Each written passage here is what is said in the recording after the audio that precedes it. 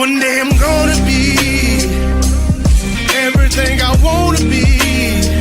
I don't let it get the most of me. One day I'm gonna be free. I wanna be everything I'm gonna be. My future right in front of me. One day I'm gonna be free. I wanna be free. So let me be free. One day I'm gonna be free. Mentally and physically, emotionally and spiritually. Yeah. One day I'm gonna be free. I'm standing at the crossroads, feeling like a lost soul. Don't know where I wanna go, but all I know is I wanna be free. They're telling me to let it be, but that just ain't in me, no. Jealousy and envy, but all I see is I wanna be free. See everything I wanna be, exactly what I'm gonna be. Don't let it get the most of me. Eventually, I'm gonna be free. See everything I wanna be, exactly what I'm gonna be. Yeah. One day I'm gonna be free. I'm gonna be free. Let me be free. One day I'm gonna be free. Mentally and physically, emotionally and spiritually. Yeah. One day I'm gonna be free. I told them take their aim off me. Stop trying to get a name off me. If they would just let me be, I'm gonna be free. I told them take them chains off me and throw away the locks and keys. If they would just let me be, eventually I'm gonna be free.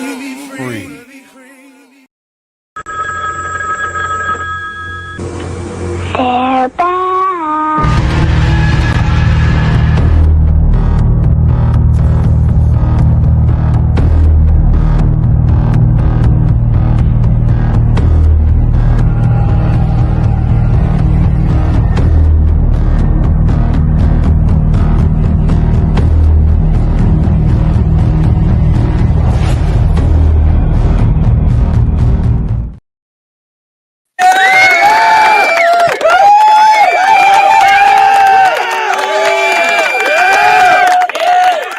What up, though?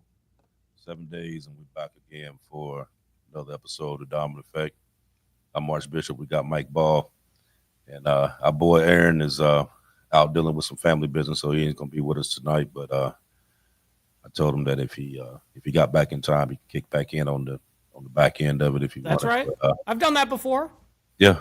So if he makes it back in time, then he may kick on and you may see his face. If not, we're gonna keep it pushing. But we do have a guest for you this evening to gonna shed a little light on some stuff that we're gonna be talking about tonight.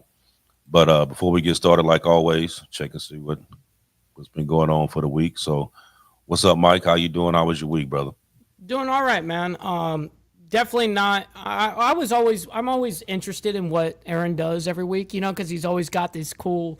I'm kind of missing that right now, and I definitely can't live up to that name, right? No, it's been a lot of politics, so obviously, like how I always speak on, it seems like I'm in this never-end cycle of politics. I mean, that's what happens when you speak on it every day. You're just going to be nonstop involved in it, and today's been another gnarly day, and so it's just been a lot of just stuff going on. So what I try to do in these moments, I try to spend as much time as humanly possible with my family, as well as like friends and stuff like that. That's what I truly try to get away from all this crap for a little bit and try to enjoy a little peace. Absolutely. Yeah, it's been a lot going on, and like but earlier today we had the thing that went on with Charlie Kirk. That was tragic. You know, prayers to his family. Uh, it's kind of makes you think. You know what I mean? Like what's to come? Stuff to go to continue to go on like this. Totally. But for the week, it's been good. It's been very busy. I saw an announcement that you put out on Facebook, by the way. I saw the badass picture of you. Oh Saw yeah, that. I saw yeah. that. I hope you speak on that. Well, I was gonna, you know what? I forgot all about putting it out on there, but I was, yeah. So we actually, what that is remember the movie that we were doing, Standing on Business, right? Yeah. Okay, um, so it's completed, and the distributors decided that instead of it being a actual feature film, which we had a part one, part two, Mm-hmm. they called and want to make it a 6-part series. Whoa. That's a Yeah, big deal. yeah. So they're gonna be flipping some things up, but the actual name, Standing on Business, if you type that in, you see 1,001 different things for that, and we wanted to be able to put that movie out where it stands on its own. Makes sense. So we went through and we changed the name and So changed. just on not the first movie, obviously, right? So just now, anything Right, after, right? right. So we end up changing it to The Lawful Ones. Mm. And like I said, this 2-part feature film now is going to become a 6-part series. Man, that's a big freaking deal, dude. That's Yeah, like so humongous news, actually. it's gonna be, yeah, so it's just some more stuff that we got to do. You know what I mean? Like I said, but grateful for the fact that that somebody sees what it is that we're doing and like, okay, let's do this. And You know what I believes mean? in it. Yep. Right. So that's a good thing. And next month, probably towards the middle of October, we're going to be starting Born Protector. So that one we'll really be talking about in the coming weeks because that's You going to got an be. agent, right? No, At actually, I this don't. point, holy shit, No, bro. actually, I I don't. mean, you're like the head of these movies and shit. And like how you don't have a at this point it's just wow. Man, Awesome. I'm just moving. That's just it. I found my niche. Yep. So once I found my niche, I just moved through it. Once those You know what I doors mean? open, you don't hesitate. You just take them. Boom. Exactly. Just take it. Exactly. Yeah. So we're just moving on through it. You know what I mean? Like I say every week, those of you who know the words of prayer, send one for me that I can continue to do what we're doing. You know what I mean? And like I said, we also started Dominant Effect Entertainment. And Born Yes. there is going to be like we're involved in the lawful ones, but Dominant Effect Entertainment will be solely for Born Protector. So that would be our actual very first feature film that we're doing. That's fully invested. So it's gonna Man. be it's gonna be a good thing.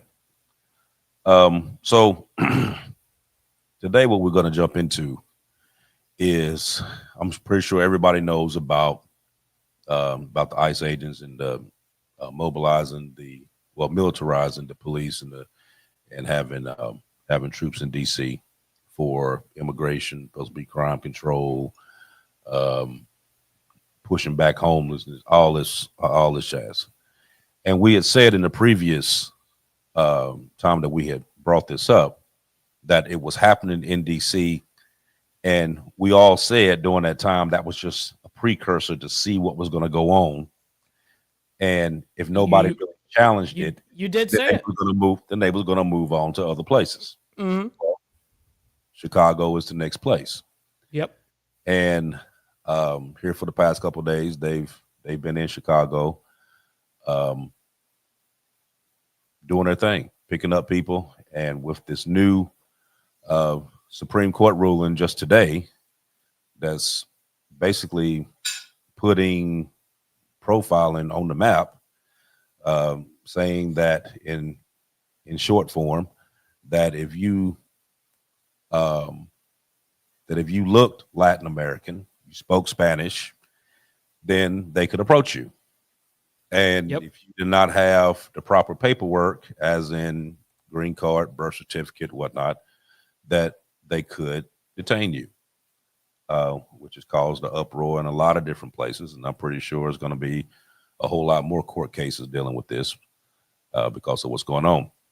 But tonight we got a friend of mine that's actually in Chicago. And he's done a lot in the community. He's actually ran for board of trustees in Chicago. He ex-military, Marine, staff sergeant. He had a podcast show, which he's getting ready to start a new one called the Nasha Harrison Show. Very intellectual guy. Knows a lot about politics, but he also knows a lot about the community in which he was trying to serve. So I wanted to bring him on tonight and kind of get his insight as to what he's seeing in Chicago, what the people are saying, and so forth. So without further ado, welcome to Nasha Harrison to the Diamond Effect.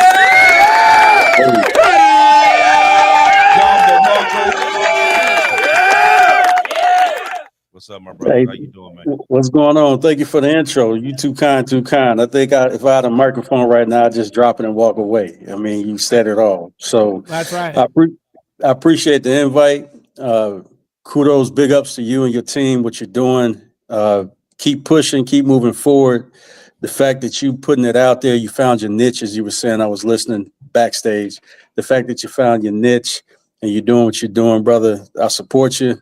As always, before everything, right? So I'm going to continue to support, and I appreciate you giving me the opportunity to come on the show and talk a little bit about what's going on here in the Chicagoland area, to include, the Chicago, the city of Chicago as a whole. So, yeah. Well, we know that on September 9th, that ICE Mhm. began targeting undocumented individuals with criminal records under this new Trump incentive that the Department of Homeland Security was kind of spearheading this whole operation. So the Pentagon, well, let me take that back. The Department of War had authorized Yeah. the use of Naval Station Great Lakes, which I was a part Correct. of, Right, as right. a staging ground for this operation, while the troops hadn't been deployed at that particular time. The planning Mhm. and logistic preparations had already started, and then I've heard that they have actually been taken out to the streets. So, have you actually seen anything going on in the community that you around? And if so, what are the people saying? Like, so I'll thank you for that. And I'll share the vibe. Hey, we from Chicago. And for those of you who know people from Chicago, when it comes to a lot, we easy like a Sunday morning. And what I mean by that is that don't much shake us. We're not Washington, D.C., we're not Los Angeles. And this is what I mean by that. No shade, because I lived in the what we call the DMV, D.C., Maryland, Virginia area. DC is just that. It's a district. It's a district of Columbia. So they're not uh, they're not immune to a lot of the federal interference that you've seen from this current administration. It's very unique. Very unique. They're in a very unique situation. You've seen the license plates, taxation without representation. I think Mayor Bowser and her team are doing an outstanding job on ensuring that they keep the people of the district safe, while at the same time hosting an unwanted guest. And at the core, I would say this, at the core, the guard, federal agents, I'd be very surprised if they were really behind what this administration is attempting to do underneath the scenes, so to speak. Not behind the scenes, but underneath the scenes. Chicago, since the 60s, has dropped 30% regarding major crimes, to include the murders in Chicago. So we're on the right track. We're on the right track with the current mayor. We're on the right track with the current administration when it comes to law enforcement. And by the way, I don't speak for anybody in office. I speak my opinion about what I see and about what I feel. So this, I'm not speaking for Mayor Johnson's administration or office or CPD or anybody else that's out there. I will say that the people of Chicago, from my perspective, we're a FAFO type of place. Mess around and find out. As long as you don't impede us and what we're doing and how we're doing it, we just gonna keep it moving. I know a lot of people who have expressed their concerns about loved ones, the black and brown folks, because you got a lot of black folk too that's, from overseas, just like you got a lot of brown folks that's from overseas, our Dominican brothers and sisters, our Cubano brothers and sisters. So Chicago as a whole, black, brown, yellow, red, white, we don't want anything to interfere with the peace that is continuing to go forward and the work that this administration is doing. Agree, disagree, however you feel about it, but Chicago don't need no outside interference from the federal government. They're doing things just fine. How is it that you would withhold federal funding for certain things concerning programs and certain things concerning equipment for law enforcement, but yet you try to force the National Guard and ICE agents and other government entities into a place as if there was a problem? There's not a problem in Chicago that requires outside attention and help in that sense. And I'll say this. There's a lot of people who talk about the lack of resources in Chicago. I disagree with that as well, because it's your perspective. Like, there was a lot of teen takeovers. And unfortunately, some people have lost their lives. The last teen takeover that I know about was in a place called the South Austin area off of Maypole and Lamont. That's the first time I ever touched a football, right there in that lot where 4 teenagers were shot and killed. That's my old neighborhood. I mention that because of this. No matter how many resources you have available, no matter how many things you try to put forward concerning mayoral administration or concerning the neighborhood, it takes people that are willing to get with the program. Troops in Chicago isn't going to fix anything that we got going on. I'm for fair law enforcement. I'm for crime being handled. But before you force something down on my city and cities like mine, how about you ask the people? How about you ask the administration how they feel about you coming into the city? So just wanted to share that. That was one of the things I was going to ask you, because it seems like now in DC, of course, the administration has control over that because you have no governor there. So they can bring out the National Guard and stuff, even though the mayor at that particular time said that there was no need for it because, actual crime and stuff was down and had been showing improvement over the past couple of years, the same as in Chicago. So why do you think that you hit places like Chicago, DC? I heard Baltimore was on that list as well. Which those are all quote quote blue states. And they all had black mayors in those. But why not hit areas that actually need help, like Memphis, New Orleans, St. Louis, Atlanta, Jackson, Mississippi, where crime is rampant? Why are you not going into those areas? Why do you think that is? That's a great question. And my answer to that is this. You got a lot of progress in the places that Trump wants to come into and claim are rampant with crime. Chicago's on the right track. Baltimore's on the right track. Mayor Bowser ain't never fell off in D.C. She's been on the right track. Lollapalooza, Paho-palooza, whatever palooza she wants to put together, she's doing it for the people, and she's doing it at the ground level, ground roots. Same thing with Brandon Johnson. He may not be the most popular among the collective of aldermen that we have here. However, they are working together to ensure that there's a safer Chicago. We are a business hub here in Chicago, right? When it comes to logistics, we are the hub for the Americas. Before you get a beer to come from Mexico over to California, it goes through Chicago first because we're that logistics hub. So to answer your question, I believe that because we are so successful with the progression of things, when we're taking care of our own problems as a city, this current administration continues to try to shine a light on negativity. Not only that, tries to stir negativity so that the people who are in the quote unquote blue states or people that are more Democratic Party leaning can look like they are failures. And that runs very deep for me because it's beyond politics, in my opinion. Not only is it, partisan politics, but it speaks to the actual attempt to usurp current authorities within these cities that are working for the people and working very well. So we have a bigger problem than National Guard just coming in or attempting to come in and attempting to police our areas. We have a much bigger problem. And the bigger problem I think that we have is an attempt for an administration who has the levers that they have regarding our federal government.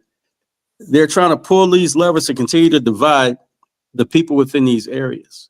And I think that we have to pay very, very, very close attention to what's going on, not only with people of color, but take a look at our allies beyond color. Because at the end of the day, it's just not a black-brown problem. It's truly, and I'm not trying to sound cliche-ish, but it's truly an American problem. And we have to stay ahead of it. We have to listen to those who are sounding the alarm when it comes to our legislators, when it comes to our social circles. We cannot continue to go down the road and feel like, oh, well, that's them. That's not me. That ain't got nothing to do with me. You're next on any scale of any type of activity that's contrary to your views, values, and opinions. If it's an attack on one group of people, it's an attack on all. Mm-hmm. There was a question somebody put on here about Chicago being the murder capital. But this is what I just pulled up. It said there isn't a single consistent murder capital in the U.S. as of That's right. Designation change based on the year and the metric used. It always the changes. Absolute number of murders versus murder rate per 100,000 residents. However, cities like Memphis, Tennessee, Jackson, Mississippi, New Orleans, Louisiana, recently have had some of the highest murder rates per capita, while Cook County, Chicago, recorded the highest numbers back in 22. So, well, that's kind of the point of what Trump is doing, right? I mean, they're not going to just stop at Chicago. Do you think that's where it's going to end? I don't think that's. Go ahead. Go ahead. So if you mentioned Memphis earlier, you mentioned Mississippi. If these places were economical engines and these places were supported and maintained by folks of a opposing political party, I think that he would be there as well. I don't believe that this administration cares about the affairs of black folk, brown folk, poor white folk. I don't believe that they care about those affairs because if you look at the progress, again, look at the progress of these blue states. Now, whether you red, blue, purple, whatever it is. For example, when I ran for trustee in Dalton, a south suburb of Chicago. I didn't run as a Democrat. I didn't run as a Republican.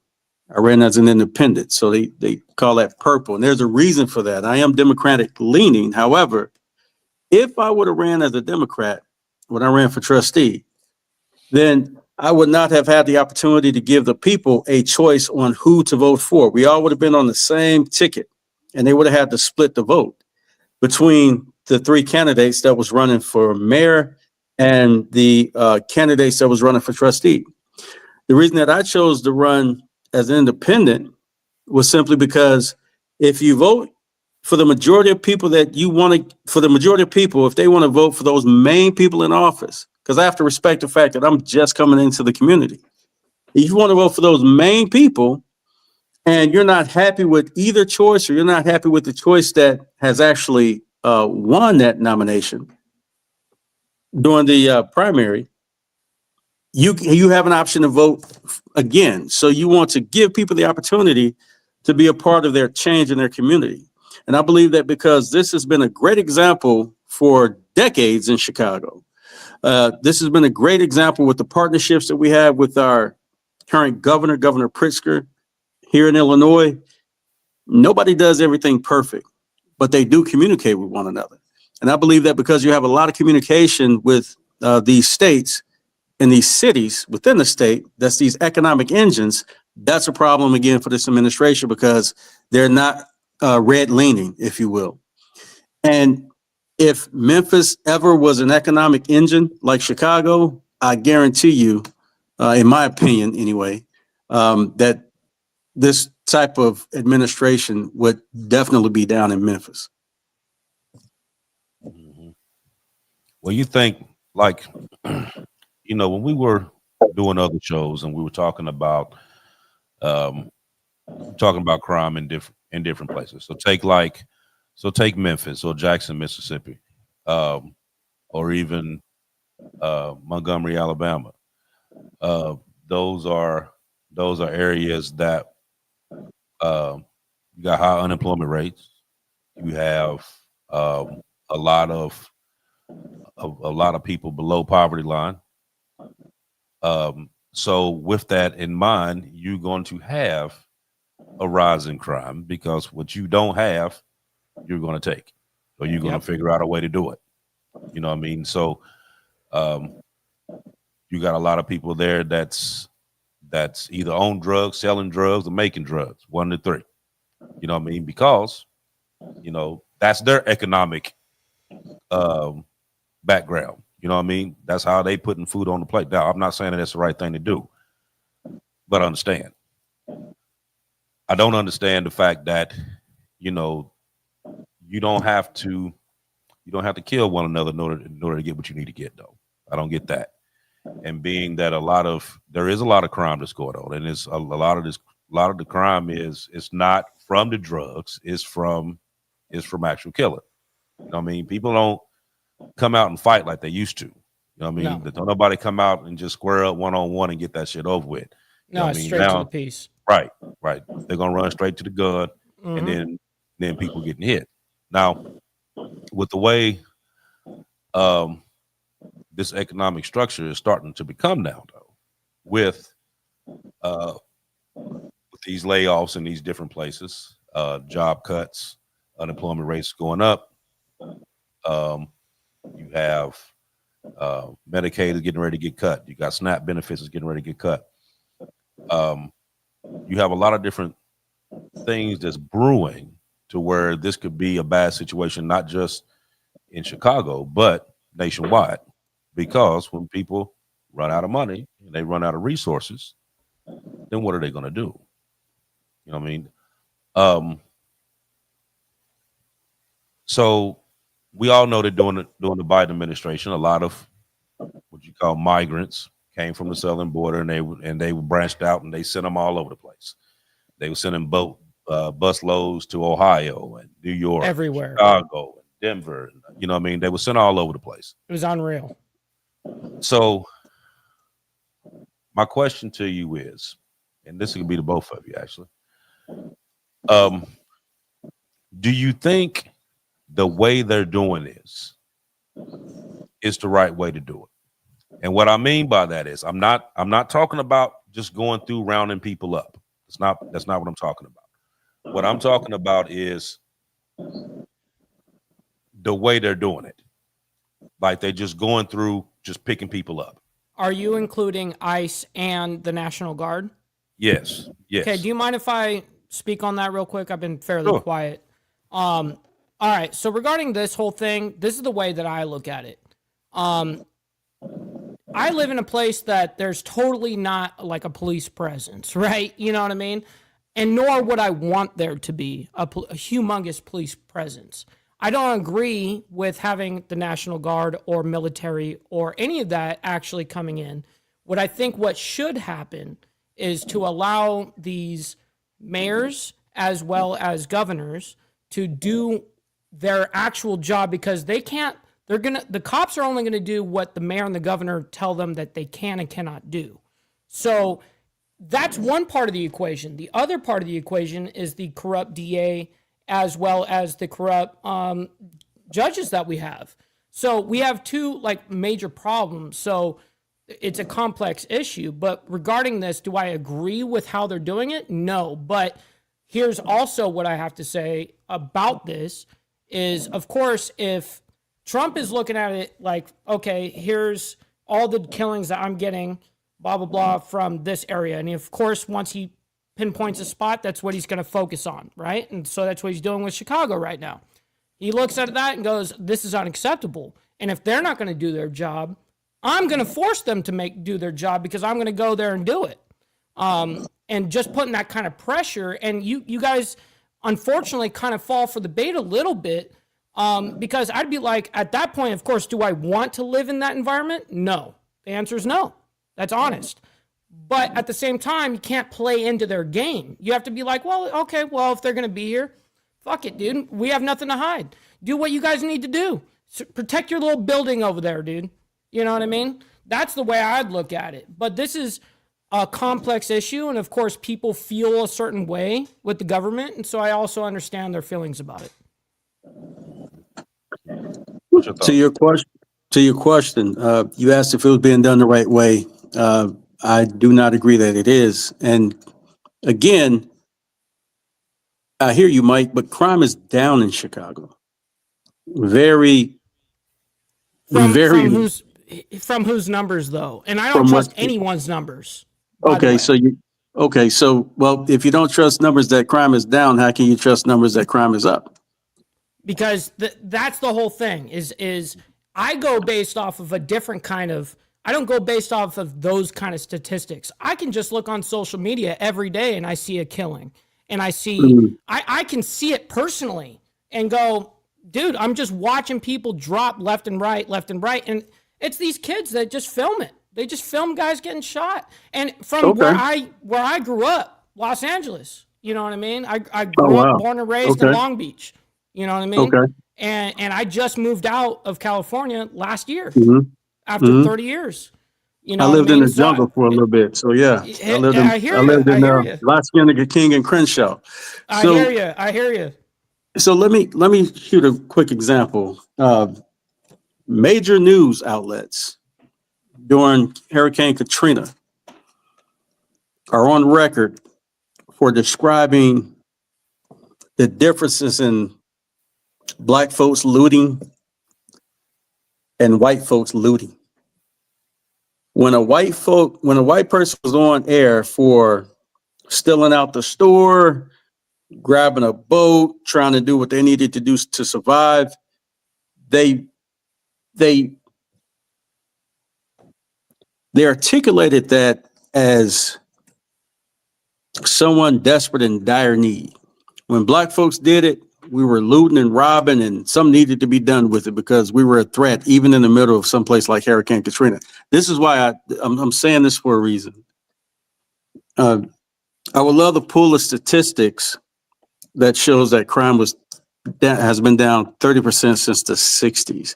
And at some point, maybe the next time you guys are on, I can go ahead and provide that with you guys. So, for the record, you see that these are not statistics from the blue side, red side, purple side. I believe that everybody has a right to be safe and secure in their homes, in their spaces, when they're walking about. Nobody deserves the right to have anything taken away from them, especially something as precious as a life. Now, with that, with me being on the ground, I feel like Chicago's as safe of a place that it's ever been. I'm 52 years old. I grew up on the west side of Chicago. I grew up between the South Austin area and I grew up between a place called Cabrini Greens. And when I grew up in those both places at the time in the 70s and 80s, things ebbed and flowed, community, social circles. But overall, from my perspective, being here in the Chicagoland area and going to the city very often, it's a safer place than mainstream media is making it to seem. I believe that the right way to do it is just like you said, Mike. You get with the mayors, you get with the governors, you get with the leaders, and nobody's gonna fault anyone from holding people accountable for doing the right thing. With that, if you look at the progress that our city of Chicago has made, the right thing is being done. So I believe that the proper way to do things is to work with law enforcement, work with administrators to make sure that you don't agitate certain areas that are crime ridden. For example, I don't expect to see anybody from the National Guard, who, by the way, they don't have arrest authority, or ICE, who does have arrest authority. Correct. I don't expect to see any, excuse me. Oh, he got a phone Got call. kicked out. Oh, no, you're good. You're good. You're coming back in. You'll be good for in here in a second. I Okay. know how that feels. I know how that feels right Man, there. it's like, so it's all good. I feel like if you work with those who are on the ground doing the work every day, that you'll get the results that you are telling the people that you're looking for. I believe that if you come in such a bombastic way that this administration is coming in, then you're looking for problems. And as I was saying, I don't see ICE or I don't see National Guardsmen or any type of agencies now or in the future going to certain parts of the city. I believe that's because of cooperation. I'll give you an example.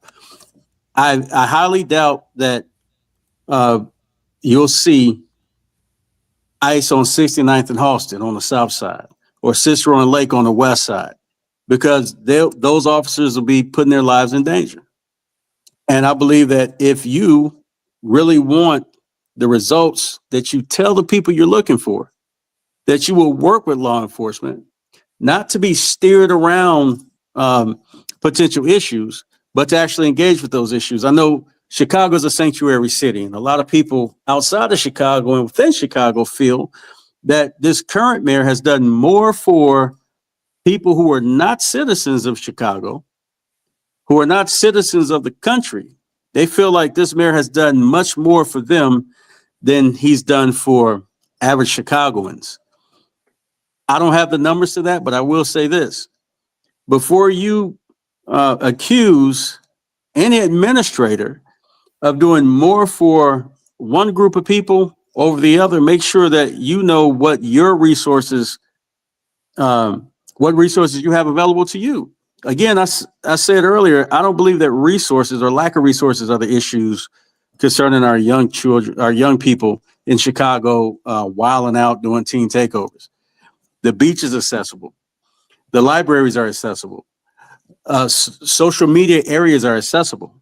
I think it's a lack of communication to try to bridge the gap on letting people know what is available versus things not being available. There are so many people that are opening up their homes, their doors, their businesses to host different events that not only teens want to be a part of, but other people on average would want to be a part of too. So if you want to do it the right way, work with the law enforcement that's here. Work with the administrators that are here instead of coming down and saying what you're going to do because you don't want to pay attention to the statistics of things being better in Chicago and not worse. Got you. Gotcha. I was to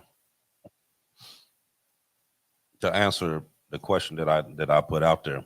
Do I think that it's done the right way? I'm gonna have to say no. And the reason why I'm saying no, it's a number of reasons. For one, I totally disagree about having military on the street.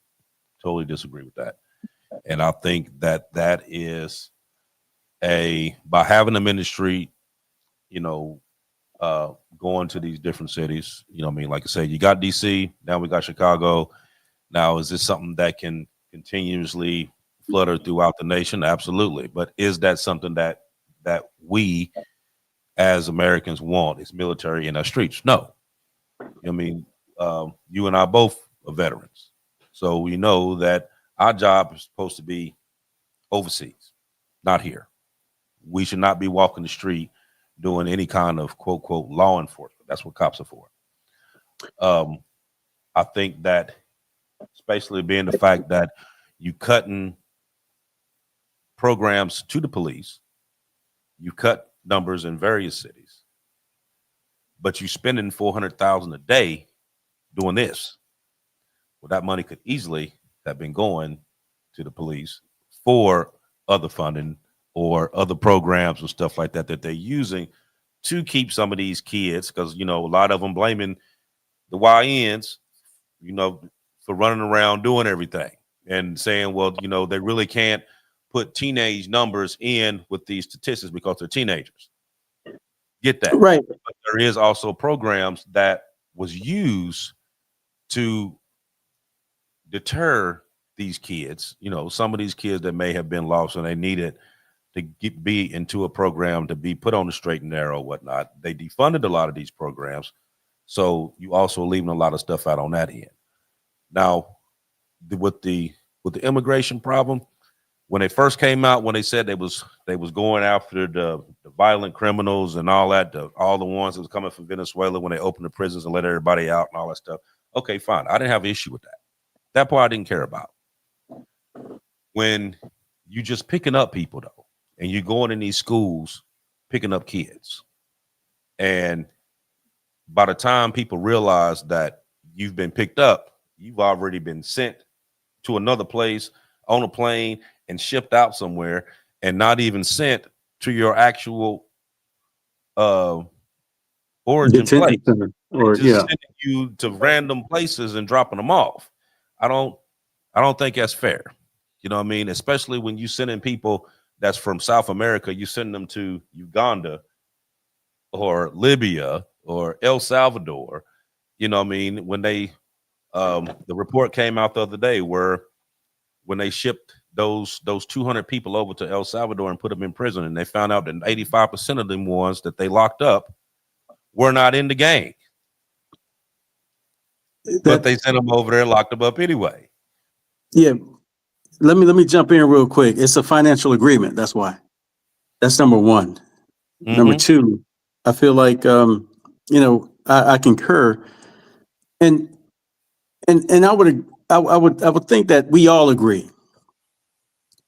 No one wants crime in their communities, in their neighborhood. Everybody wants to be safe. That's red, blue, purple, whatever other color you come up with. We all have backgrounds to where we have been put in positions to make sure that we help keep our people safe, whether it was family, community, what have you. When you talk about troops on the ground, so to speak, we swore an oath to, support, defend the Constitution of the United States against all enemies, foreign and domestic.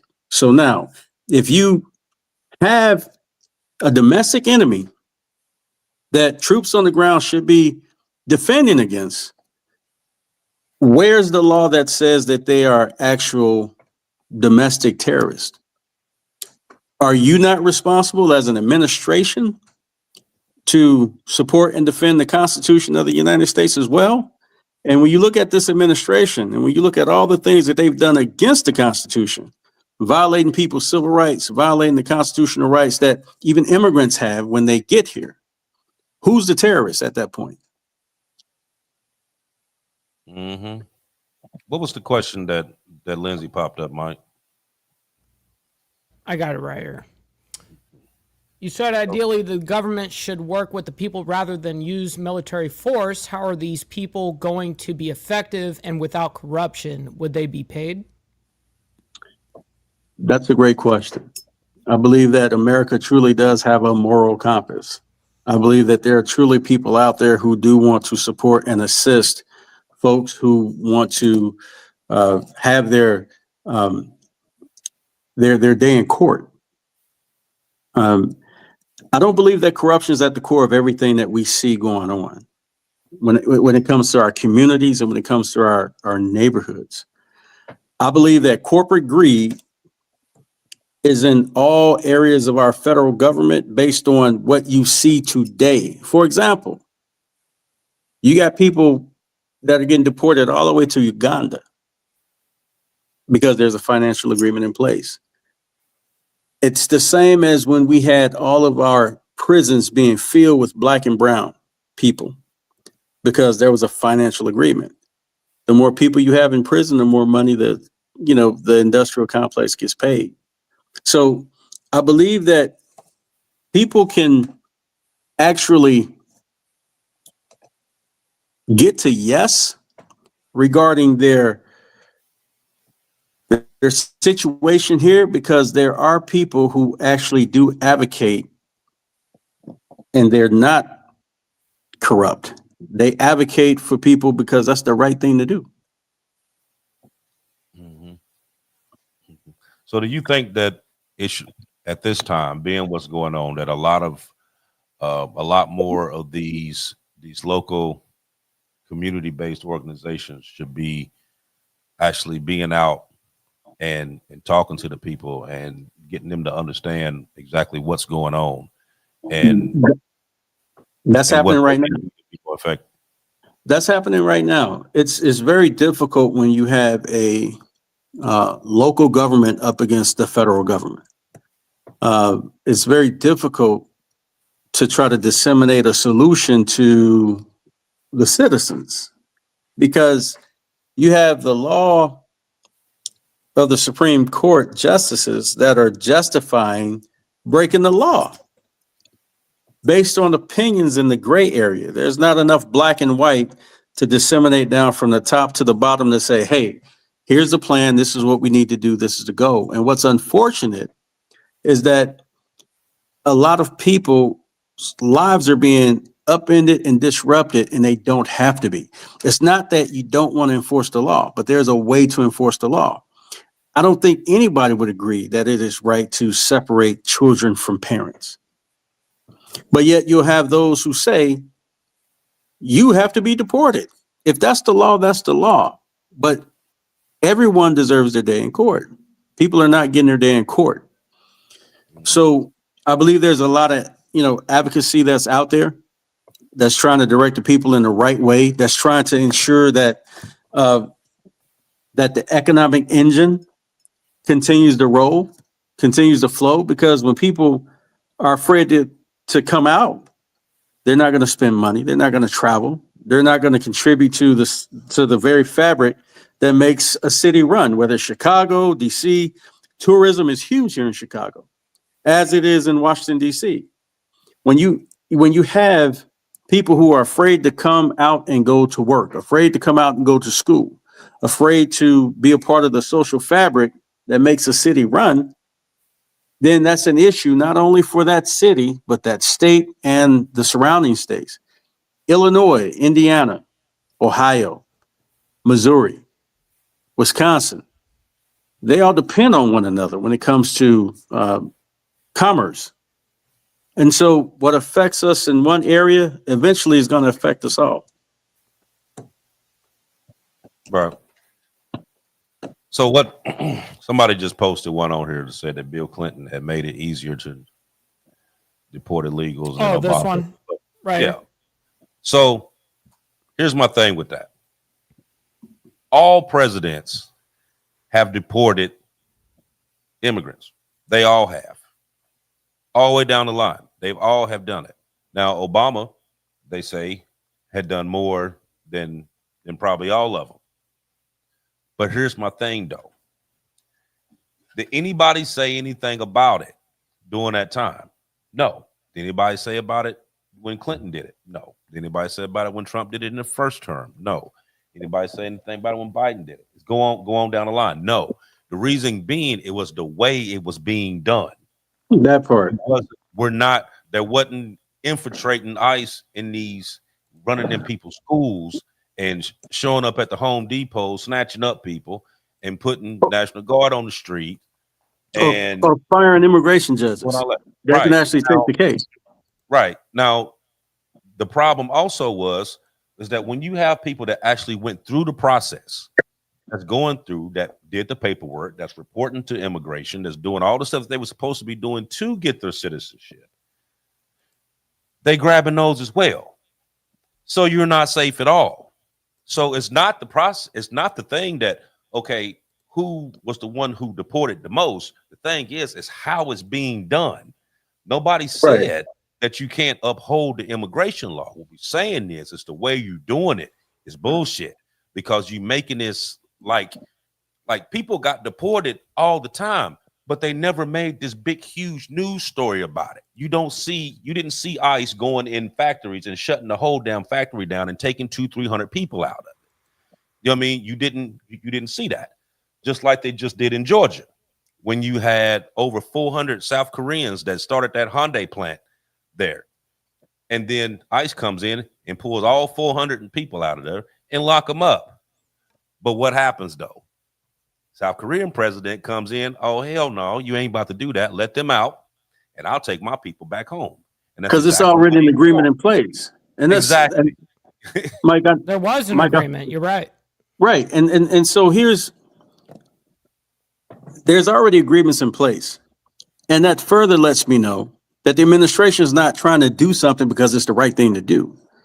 They're simply doing things because it's a disruptor to those who are actually contributing to the fabric of this nation in a positive way, no matter what political party they lean more towards.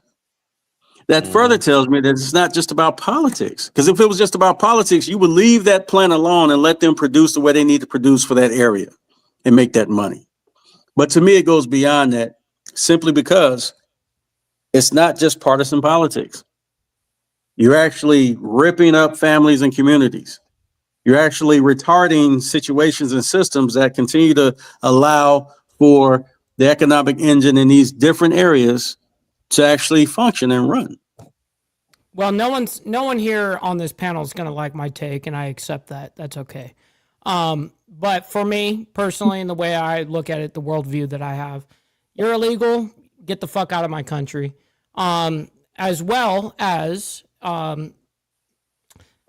it's kind of interesting, but due process isn't always going in front of a judge.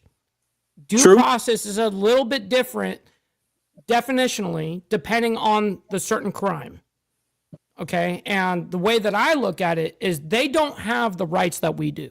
They just don't. You're not here, and people can sit here and argue the, what is it, the 15th Amendment regarding that. I understand the argument, so I'm not aloof. But the way that I look at it is you're not us. You have no rights.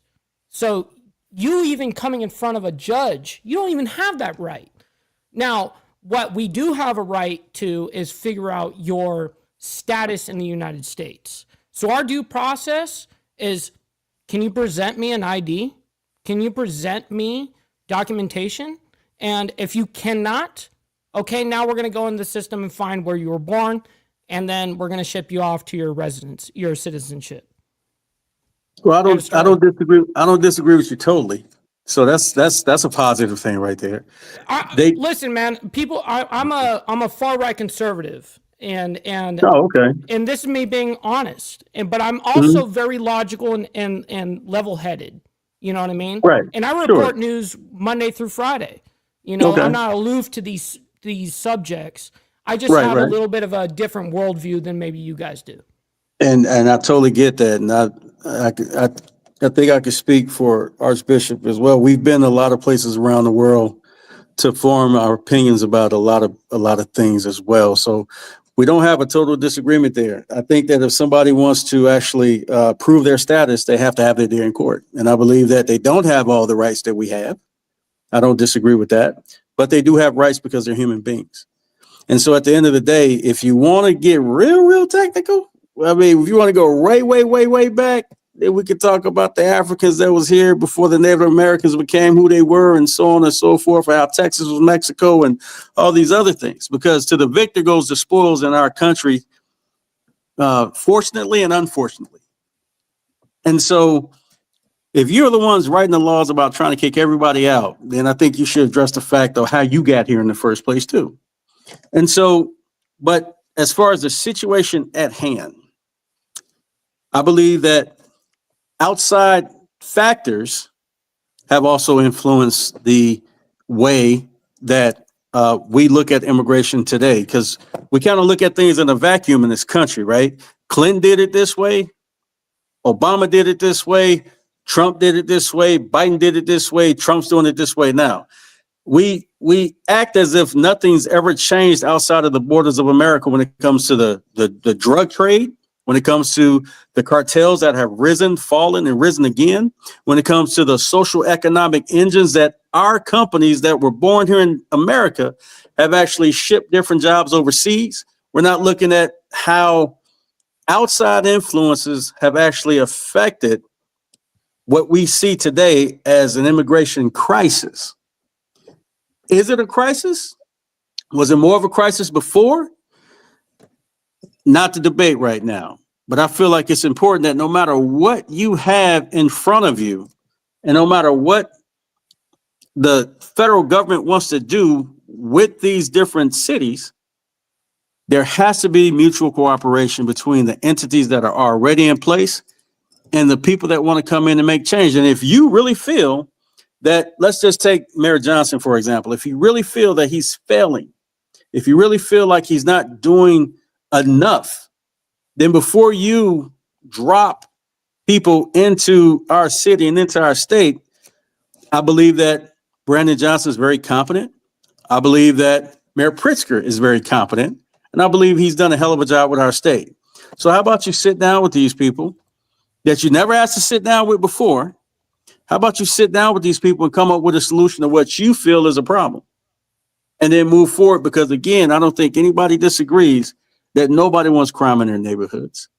Nobody wants more done for others that can be done for us here in America. But again, we have to recognize and realize that there are more resources out there than we claim are not, because we have to do the research beyond the news cycle. We have to actually check the facts. Like you say, you don't trust a lot of people's statistics, but somewhere out there, the facts are there. And so before I agree with that. I agree with that. Absolutely. So before we run off and say what Fox News said or what CNN said or LN said, what are the people in the community saying?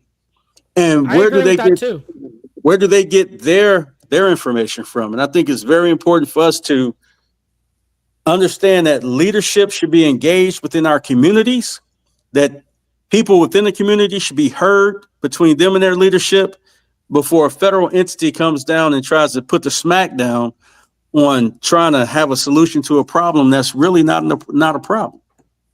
At least that's my opinion here in Chicago.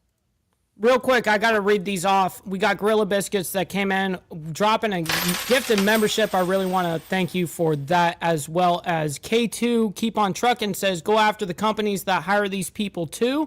Very much appreciate that with the $2 dono on that. And then Gorilla Biscuits throwing in a 5 spot just to, say fuck you all. You know what I mean? That's cool. I very much appreciate that. Thank you for that. Interesting topic, gentlemen. Yeah, you where we at? Yeah, we sitting at almost an hour. We'll drop it. We'll drop it down. I just think, as a whole, that, like I said before, I'm not questioning the fact of dealing with the immigration problem. I'm just questioning the way it's being done, and the strategies that's being done to where it's looking like this is the right thing to do. You know what I mean? And then today, when I seen the Supreme Court ruling, where basically, make a long story short, that it's okay to racially profile a group of people, and if they didn't have documentation on them and they looked Hispanic or Latin American or they spoke Spanish, that it was okay for you to stop them and question them. I just don't. I mean, I just don't think it's right. You know what I mean? Especially when you're dealing with, like I said, this nation was founded on immigrants. None of us here, other than the Indians, can even complain about this land because we all came in by different reasons. You know what I mean? You had some that came from England, you had some that come from Africa, then you had the Italians, you had the Chinese, you had them all coming in, and they still flowing through. Um, it was founded that way. It was built that way. Now, I'm not saying that the streets have to be flooded. That's not what I'm saying. It has to be, you have to put some kind of regulation there because if not, then everything goes haywire. I get that. I'm more stuck on the way it was put in place. I think it's a disrespect. Having people scared to come outside. Let's say it was someone who's actually been going through the process, going to the courts, going through immigration, going through everything that they're supposed to be doing, to be an actual citizen, but scared to leave the house because they know that if they get stopped walking down the street, that they may or may not be detained and shipped somewhere. I don't get that. And I also think that that's a precursor to, like, okay, once you do this, then how far are you really going to go? Who else you going to start pulling? Are you going to start pulling actual American citizens that you don't agree with? I mean, that you got an issue with? Are you going to? I mean, does this open up everything? You know what I mean? It's like one thing it's always a trickle down effect. One thing happens that leads on to something else. It leads on to something else. You know what I mean? And that's the problem that I have here. It's just the way that it's being done. Now, with our creed that we took when we went to the military is to protect this nation from any invisible, foreign, and domestic. Now, if it was an actual enemy in the nation, yes, by all means, we're gonna fight till the wheels fall off. This ain't that type of situation, though. We don't need checkpoints out here checking people's ID to see whether or not they, whether my name is Moore or Sanchez or Jenkins. You know what I mean? And okay, you come over here. What you got? You got your birth certificate? No, you got, what I mean? But I'm American. Do you have your paperwork? No. Okay, come with me. Because that's what that seemed like they was putting out today. You know what I mean? Now I hope that someone in the administration would actually come out and put a little bit more clarity as to what it is that they were doing and what they actually meant by this ruling today, because the way they put it out seems like you basically giving ICE the ability to racially profile people and pull them to the side. That's what it seemed like. I would hope that it was different, but we shall see. Nash, I want to thank you once again for coming on the show. Absolutely. Hopefully we get you back on here again, and when you get your show going on, give us a holler and we'll come over there and break bread with you. To everyone else that was that's watching, appreciate you all for coming out every night. Like, follow, share, subscribe, pass it on. Like I said, we're all learning. We're all learning out here. You know what I mean? And we all have something in common because we're all Americans. You know what I mean? And like I said, we may not agree on everything, but the core values we should always stand true to. So I'll see you all in 7 days. Mike, go ahead and take it out, bro. Yeah, man.